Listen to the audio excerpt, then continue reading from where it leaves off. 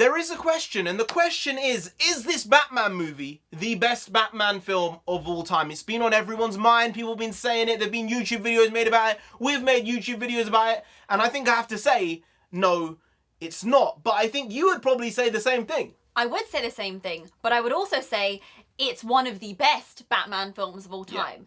Yeah. The experience in the cinema that we had was absolutely sensational. It was exceptional. The feeling amongst the audience was like I was getting jitters. I cannot describe it, and I really want to see this film again. Even though it wasn't a horror film, I had this feeling of someone coming and jumping out on me while watching it. Yeah. And I don't like that feeling. It's really just too much on the edge of my seat, but if that was the aim, they definitely achieved it. Hey, NarendraTheComic here! Yes, and right now we're going to be doing a non-spoilery review of The Batman. So in this, we're going to be talking about the characters to some degree, the story to a small degree, but really leaving that for the full spoiler review. In this, we're going to be talking about the tone, other things we thought that were done right, the character designs, the outfits, and in general, how good a film it was. Because you have to be fair, while we said it's not the best Batman film of all time, and we have different opinions on what is the best, it's definitely a very, very good movie. I was getting these really uncomfortable feelings washing over me, and I think what they did with the trailer was exceptional, because all the trailers had that feeling, and I wasn't sure when we were walking into it whether that feeling was going to come across in the film itself. Right. But they over-delivered on that. The thing that did freak me out a bit was that there were actually people laughing quite a lot in the theatre. Yeah. And I'm looking at it saying, there's not much to laugh at here, guys. It's very intense, it's very severe, and it's brutal. Where are the chuckles coming into this? Yeah, maybe we're the weird ones. I do get the 15 rating actually now. After watching it, I see why it was a 15 and not a 12A. Even though there wasn't that much blood, if any blood in the film really, the tone and the nature of the film was so dark, so gritty, and it was not something for an 8-year-old to watch. The actual brutality of the villains and also Batman himself, I feel like 15 was an appropriate choice, which makes me wonder how this got like a 12, 13 in America. Well, because there's no in between in America. There's either R-rated, which is adult, or there's 12A, PG-13. But I do think when you look at this from a character point of view, it is a really good breakdown of the Batman, but it's not the best breakdown of Bruce Wayne. I don't feel R. Pattinson, R. Bats as he's being called now. Oh, okay. I think he played a different Bruce Wayne. I think it was too emo-y and gothy for me. But I think his Batman was unbelievable. Yeah, his Batman was unhinged, and you didn't exactly know where he was at the beginning of the film, but by the end, the audience was aware of where he was, and he was aware as a character of where he was. And it was a very cerebral movie. I feel like I need time to ruminate on it, just because of how far they went with certain ideas. And while it was very different from the Nolan films, it was slightly derivative. But I think it's because they went for that gritty, dark vibe, which was necessary for this version of the Batman. But as well as that, I think it had a lot of tones from the Joker as well. When you look at the villain, when you look at the story in the background going on, it was very similar to Arthur's journey in the Joker with the Riddler. Yeah, I really was feeling those echoes. Parallels. And parallels, but it felt like it was meant to be there. Running the same course for these reasons, and it didn't feel like it was cheapening out anything that came before. It didn't feel like a rehash. Yeah. It felt like a different version of a similar story. Yeah. But I think they did a really good job with it. The person playing the Riddler, I mean, he killed it. Terrifying. Yeah. Like, really, every time we heard his voice, I would get these shivers. And I felt that in the trailer. And throughout the film, especially at the beginning, we really felt that. There was this hush that would fall over the theatre, and people would stop chewing on their popcorn, stop sipping their drinks, and just freeze for a second there, right? It was really something to behold. Something I wasn't that happy about with the film was the fact that you have an actor like Andy Serkis in it. And he could have been in the film more. Yeah. It was a bit of a Jeremy Irons effect in the Zack Snyder films. I feel like he could have been in the films more, just like Andy Serkis could have been in the movie more. Yeah, I really do agree with you. He is pretty amazing at what he does. And when we saw him, he was great. He was bringing everything. Yeah. But we didn't get many scenes of him, right? But we did get a good idea of his relationship with Bruce and what that meant to the both of them. Yeah, I think it really explored the importance of Alfred to Bruce in a way which I don't think has been seen very often in the films. Like, you know, he's family, he's the butler, he's the only person Bruce can kind of rely on in a lot of ways in a lot of these films and TV shows. But in this one, I really feel you got to the nitty-gritty of it all, and it kind of slapped you around the face with the motivation of Bruce come the third act of the film. And I think that the third act, surprisingly, was very, very strong. There was a bit of a sag in the overall runtime come in between the first and second act. Like the first 20, 30 minutes, it was really hitting hard. The second 30 minutes was here and there. The third 30 minutes was a bit all over the place. And then it really came into its own again. So I am surprised that they did as good as they did with the runtime being 3 hours long. Yeah. But there was a bit of drooping at one point or another in the film. I do agree that there was drooping. It was a long film, but at no point did it really feel like we were grinding to a halt, really having to push to try and find the story. It was meandering in some ways, but by the end of it, it all made sense why we were doing that sort of meandering. I think all that stuff wasn't necessary for the story they were telling, and I feel the studio did the right thing by allowing Matt Reeves to make a 3-hour film. I think that they probably went to him and said, can you make this 2.5 hours? And he said, I can't. Maybe I can make it 2:45, maybe 2:42. And at that point, there's no point making it 2:42 if the original film is going to be close to 3 hours. Because from the studio's point of view, you're not going to be able to fit in another showing each day. So if they decided to put out a 2.5-hour movie instead of a 3-hour movie, you essentially gain half an hour of time every time the movie's being played. Mm-hmm. So because of that, you might be able to fit in an extra showing each day. And with that, you might be able to increase the potential box office of the film by 15 or 25%. Ooh. It's really, really that big, because normally most cinemas will have 4 or 5 showings a day. But by only making it 2:42, 2:43, you're not going to gain that. So because of that, they probably said, do what you want to do, make the 3-hour film, and just make it good. Well, I think he made the right choice. The studio made the right choice because it felt appropriate when we came to the end. It felt like a good stoppage point.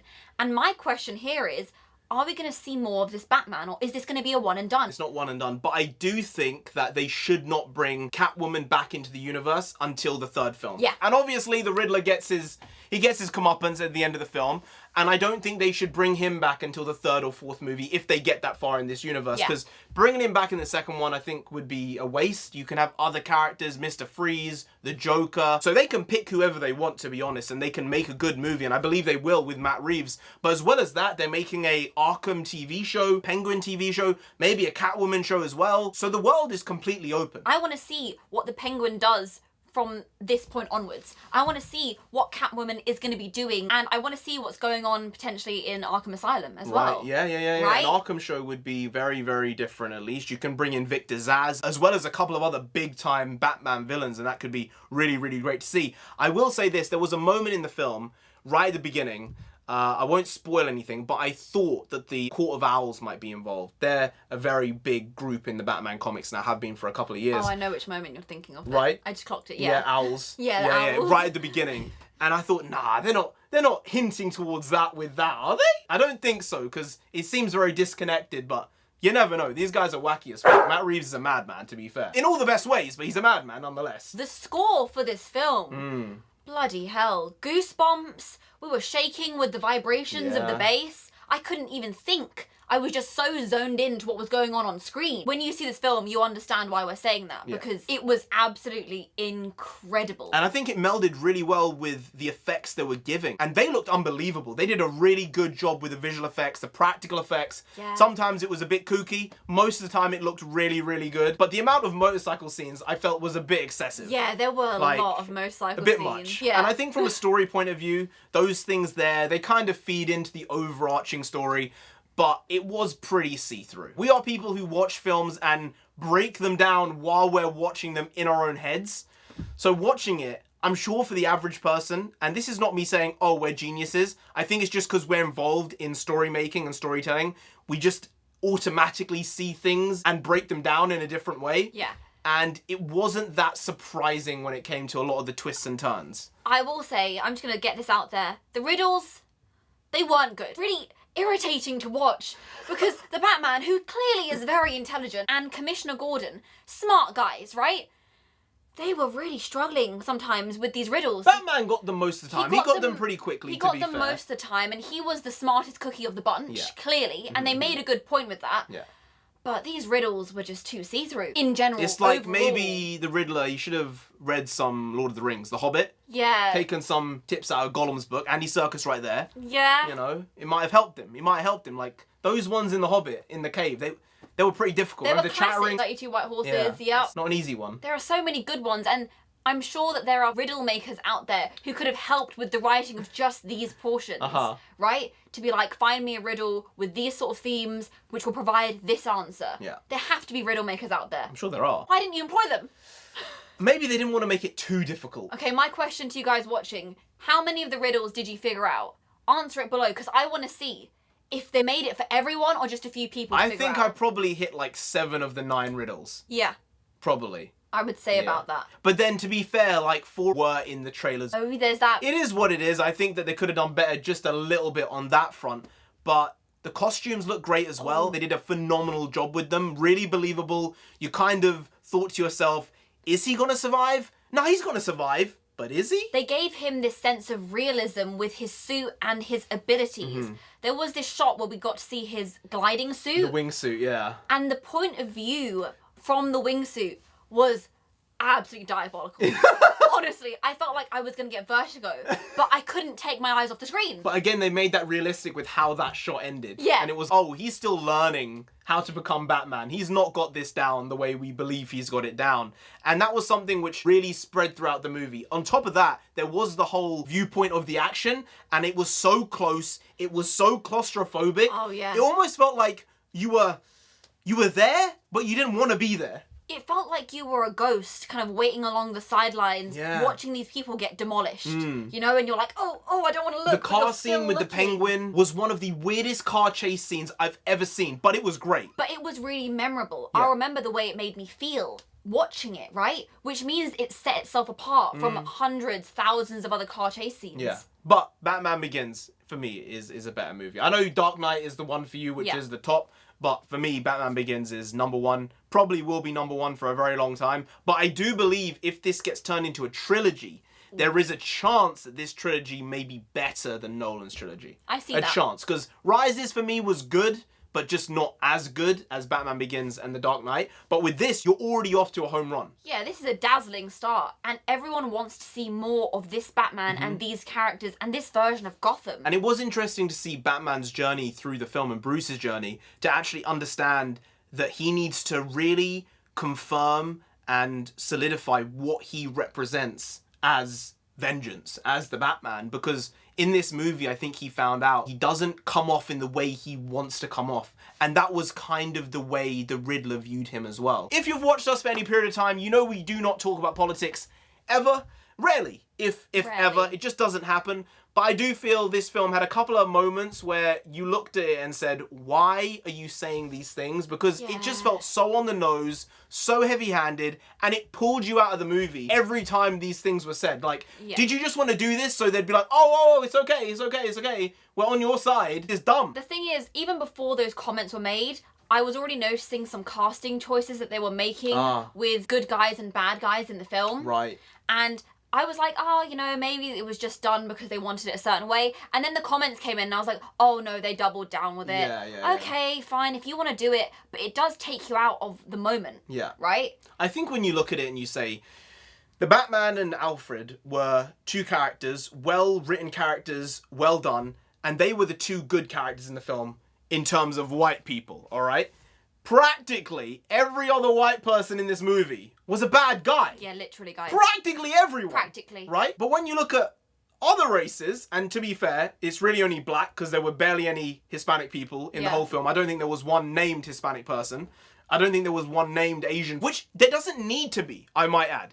But when you go down a certain route and you talk about these things like identity politics, and then you don't actually commit to the thing you're trying to commit to get a certain audience, I don't know what you're trying to do. Like, you're trying to dip your foot in to piss off one set of people, but you're not going to fully commit by getting the other side on board. Like, I don't get it. But Commissioner Gordon was great. I think Jeffrey Wright did a really, really good job with him. You believed him. You believed the gravitas he had to it. Yeah. And you believed Batman would actually take him seriously. Yeah. Which is a really, really important thing in their dynamic. We were both dubious when we first saw the trailers and seeing Zoe Kravitz in the role of Catwoman. But by the end of the film, heck, by the beginning of the film and her first introduction, we were locked in. We knew that she was the right person for this role. But when it came to secondary characters, not the name brand, I kind of feel like they could have taken more liberties with the races they were making these characters, especially with people like the new mayor. Yeah. She didn't have to be a strong black woman. They could have made her any race. It felt very cookie cutter. It felt like they were trying to be different by not being different at all. Yeah. I don't think she really fit the role compared to Zoe Kravitz and Jeffrey Wright in their respective roles. I think it felt a bit shoehorned, whereas those ones felt real. Those two fit and it made sense and you believed it. I didn't believe the mayor. So yeah, just don't do stupid shit. Like, if you want to include the stuff, include it, but don't be so heavy-handed. Be a bit nuanced with it so it's not bang, bang, bang. Yeah, it's a bit unnecessary when you do it like that because the film as a whole was incredibly enjoyable. But when you add in those moments and you just barely sprinkle them in, all it does is leave no side happy because the people who are all for that will say, well, it wasn't enough. And the people who stand on the other side of that will say, well, what was the point in adding that? Yeah. Right? So be really resolute with what you're doing and make a statement with it or make no statement at all. Oh, there was a really odd one, actually. There were literally only 3 or 4 statements in the whole film which grated in a way. One of them was about personal responsibility. Like, guys, your actions will lead to consequences. And Catwoman was like, oh, I mean, you're talking shit, basically. Yeah. And Bruce is there like, well, I mean, if someone does something wrong, they should be put away for it. It seems like her point of view is, no. But then also, I'm gonna go kill people as well. Yeah, and that was kind of a large point of Bruce's character and Batman's character. It was the idea that if you do something, you have to be willing to bear the consequences for them. And that was a theme throughout the film in him coming into his own and his interactions with other characters, right? So I feel like that's something that some people might miss, but it's a very important thing for people to realise about who they are and what they're putting out there. And it was also stuff that Falcone said, as well as Alfred, which is good people can make bad decisions. Yeah. It's a really, really important thing to remember. Not everyone is beholden to one bad decision in their life, but good people, people who generally do the right thing, you know, they can make one bad one and it can completely change their life, the way their life is going. But that doesn't mean that you are forgiven for that one choice. You have to pay the consequences for it. You have to understand what happened and then you can move on from it. And then maybe society can move on from it. But it just seemed like it was a bit confused in that point because they wanted you to side with Catwoman to a degree. But Bruce is the lead and he's the one pushing the story forward and it's his story. So it did feel a bit odd juxtaposing those two viewpoints against each other when they were both technically the leads. I guess maybe that's going to be something that's going to come back around with their characters when Catwoman potentially returns in the sequel or the third film, right? So maybe it's something that will continue to be a butting heads point for the two of them in their future relationship, right? Yeah. Maybe that's why it was put forward in that manner. So it can continue in other films. Yeah. It's true, it could be. And if they do it, fine, but just do it a bit more, you know, subtly. Use a paintbrush as opposed to a sledgehammer. Good. Great. Anyway, guys, if you did enjoy this video, please do like, share, comment, and subscribe to the channel down there. If you didn't, Batman himself gonna come after you. You don't want that. Do they want that? No. You really don't, so just subscribe anyway to avoid that. I've been NarendraTheComic. I've been on Sensei. She's been on Sensei. You've been great. We'll see you next time. That's tomorrow. If you don't know, make a video every single day. Been doing it every day for over 1,000 days now. We ain't stopping till we get to 10,000 subscribers. So do subscribe. Pop back again tomorrow for some more quality shitty content, so hashtag never not here, just how it goes. Also bring the bakwas means nonsense in Punjabi. We also bring that. Bring a lot, bring a little, do a lot, do a little, but we do indeed bring the quality shitty content on a daily basis. So see you tomorrow. More of the same, slightly different, but essentially the very same. Once more, see you then. Skadoosh.